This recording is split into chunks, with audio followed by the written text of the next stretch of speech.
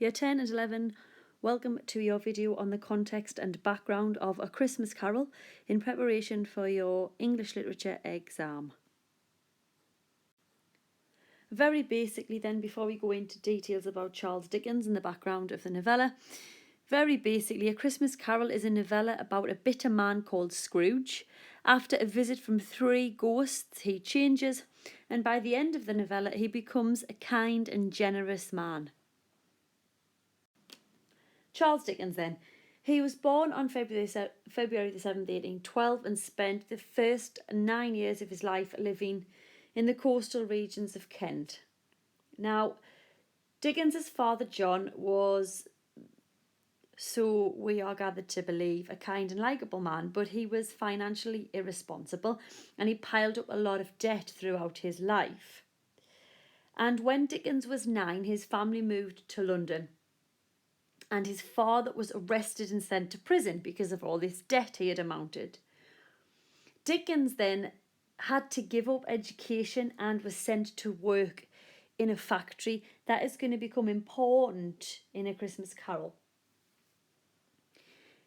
Later on, his father then inherited money and Charles Dickens was able to go off to private school for 2 years. Other information you might want to know is Dickens got to work as an office boy in a solicitor's firm. He was a court reporter. He got a short story published. At that time, A Christmas Carol was published in 1843, and then he eventually dies. We're going to move now to the more important stuff on A Christmas Carol, which is the message behind the novella. Okay? So the message is this. So basically, the 3 months that Charles Dickens worked in the factory were traumatic, and he viewed the job as a trap, and he considered himself too good for it. Now, through his novella, he wants to draw attention to the plight of England's poor. Therefore, the novel or the novella is a social criticism, and this is one of Dickens's recurring themes. He even does it in the novel Hard Times. Okay, so he critiques society. And throughout the novella, he combines descriptions of hardships faced by the poor with this celebration of Christmas. So the callous Ebenezer Scrooge, who opens his heart after being confronted by the 3 spirits, remains one of his most widely recognised and popular characters.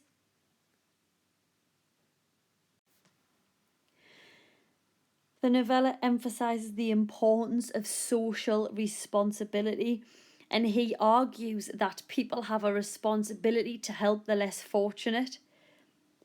Charles Dickens saw Christmas as a special time of year when people treated each other with kindness, but he believed that this attitude should be present in society all year round. And Dickens makes Marley's ghost convey the whole message when he says, "Mankind was my business." And this change of focus jolts the reader as well as Scrooge, because we learn that the proper business of life is not financial gain, but taking concern for other people's well-being, taking an interest in others in terms of helping them.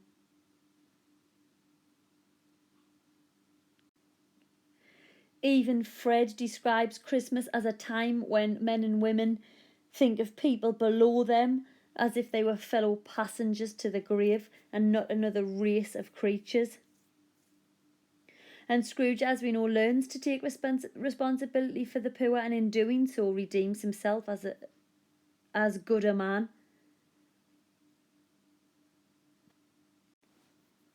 Dickens strongly believed that the rich should help the poor, because poverty was a huge problem in Victorian England, especially in a city like London, which was overcrowded. And therefore, as I say, he thinks the rich should help the poor.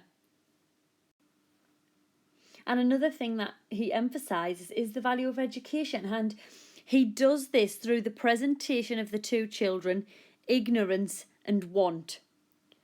and they are awful in their appearance, and the description says yellow, meagre, ragged, scowling, wolfish, and we are told to beware ignorance because he's doom. And actually, to a certain extent, Dickens regards ignorance as more dangerous and worse than poverty. The way he describes that, the emotive language he uses shows that. He uses graphic description to highlight the effect of ignorance and deprivation, and makes us think about the role education can play in the fight against poverty and in the fight against a city that is poverty stricken, such as London. And then naturally, poverty is a huge part of the novella.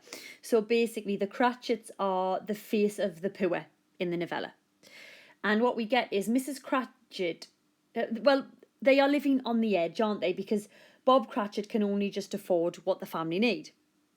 But Mrs. Cratchit has ribbons that you might think are luxurious or a sign of luxury, but actually they are a symbol of desperation. And it's the desperation for her to make her dress look like it's new.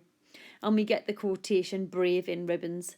And also, they can afford a Christmas goose, which we're told is the rarest of all birds. But interestingly, the Cratchits are full at the end of the meal.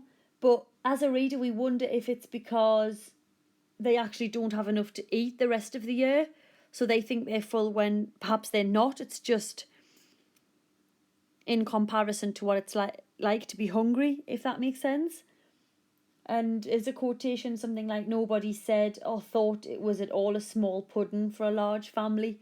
And I suppose in the adjective small, we are subtly told by Dickens that actually probably isn't enough food to feed that family, but, you know, they're so grateful that they've got it. Other instances of poverty within the novella, though, other than the Cratchits, are the charity collectors. And they tell us many thousands are in want of common necessaries. So, you know, things that everybody else has got, many people in London don't have. Many of the poor would rather die than go to the workhouse. I'm going to bring up the workhouse in a moment because that quotation is huge. Would rather die. And don't forget, this is playing on Dickens's own experience of having to go to work in the factory. Marley's ghost also shows us a wretched woman with an infant upon doorstep. Again, massive symbol of poverty. And another description is old Joe's shop, which we're told is reeked with crime, with filth, with misery. And in this scene we see the corrupting nature of poverty. The thieves enjoy showing people what they steal and what they're going to sell, what they've stolen to sell. So poverty is huge within this novella, and don't forget that Dickens's message is about social responsibility and the helping of others. I'm going to bring up now the new poor law, which links to what I've just said. So basically then, there was, in 1834, they introduced the new poor law. So anyone that needed financial assistance and didn't have a job, they had to enter a workhouse because there was this belief that poor people were lazy. And we see through the novella that Dickens is against this law, and it'll be because of his own experiences. As I said earlier, his time within the factory was traumatic.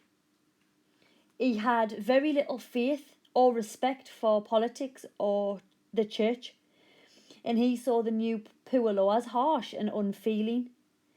And he felt the church schools set up to help children were more concerned with preaching than actually helping people out of poverty. And just to be a little bit more clear here in terms of tracking the theme of responsibility throughout, because again, this is highlighting social responsibility. In Stave 1, Marley's ghost explains the understanding of responsibility. In Stave 2, Tiny Tim will die if Scrooge doesn't change his ways. And then in Stave 2 again, the ghost of Christmas Present warns us about the dangers of the children, ignorance and want. So your theme of social responsibility is present throughout the entire novella. And in terms of tracking poverty, we've got things like in stave 1, the charity collectors explain the desperation of the poor. In stave 2, the younger Scrooge tells Belle why he thinks it is wise to get money. And in stave 3, Scrooge is appalled at the appearance of the children, ignorance and want. So these themes, social responsibility and poverty, are very difficult to ignore in terms of the background and the setting up of the book and the message within the book. My last two little slides are going to cover allegory. So an allegory then is an extended metaphor consisting of symbolism and all the elements of a novel. So A Christmas Carol is an allegory that delivers messages using characters and scenes. Dickens uses Scrooge as the symbol of the wealthy and aristocratic members of society who are ignorant to the misfortunes of the poor. Dickens shows how cold and unforgiving Scrooge is towards the lower class men, and he's said to be so cold that no warmth could warm his soul. Scrooge shows his uncaring attitude towards the poor when he blasts the men who ask for a donation to give to the poor, and he demonstrates his ignorance and neglect towards the poverty-stricken members of society. Using Scrooge, Dickens is able to call for effective moral change in the wealthy, thus making Scrooge part of the allegory rather than just being a character in a novella. And last few points, Charles Dickens brings to life the two traits that mankind will inherit. Ignorance, the ignorance of the wealthy, and the want of the poor. Metaphorically speaking, ignorance and want are the children of mankind. Dickens's message is that the wealthy must change their ways for the betterment of society. And this being said, it is evident that Dickens is using the novella to portray his ideas, therefore making it an allegory. Okay, so remember, it's an extended metaphor sending a message about social responsibility. Okay, so that's the background of the novella. I hope it has been useful, and good luck in your English literature exam.